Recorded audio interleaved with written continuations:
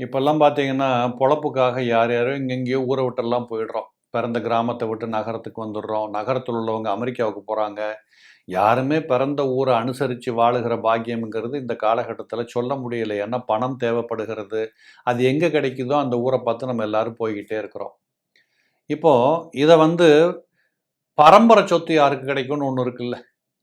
இப்ப எங்க போய் சம்பாரிச்சுட்டு வந்தாலும் ஊர்ல 10 ஏக்கர் நிலம் இருக்கு, 5 ஏக்கர் நிலம் இருந்தா அத போய் எடுத்தோ, அல்லது அதிலிருந்து விவசாயம் பண்ணியோ, அத வித்தோ, காசு எடுத்துட்டு போய் இன்னொன்னுல போடலாம்ல.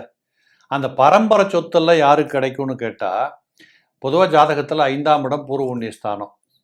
இந்த 5ஆம் இடத்து அதிபதி, பூர்வ புண்ணிய ஸ்தானத்துக்கு அதிபதியா இருக்கக்கூடிய 5ஆம் இடத்து அதிபதி 2ஆம் இடமாக இருக்கக்கூடிய தனஸ்தானத்தை பார்த்ததுன்னா, அந்த ஜாதகருக்கு இப்படிப்பட்ட வாய்ப்புகள் கிடைக்கும். உதாரணத்துக்கு கன்னியா லக்னம்னு வச்சுக்கோங்களேன்.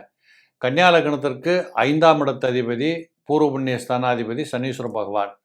அவர் அங்கேயே இருந்தாருன்னா, அவருடைய 10ஆம் பார்வையாக லக்னத்துக்கு 2ஆம் இடம் என்று சொல்லக்கூடிய தனஸ்தானத்தை பார்ப்பாருல்ல. இவர்களுக்கு இப்படிப்பட்ட அமைப்பு இருந்தா, எங்க போய் நீங்க என்ன சம்பாரிச்சாலும் அந்த பூர்வீக சொத்துக்கள், பரம்பரை சொத்துக்கள் இவருக்கு கிடைச்சே தீரும். சில பேர்களுக்கு தாத்தா சொத்தெல்லாம் கிடைக்குதே. இதெல்லாம் இப்படிப்பட்ட அமைப்புடையவர்களுக்கு தான் கிடைக்கும்.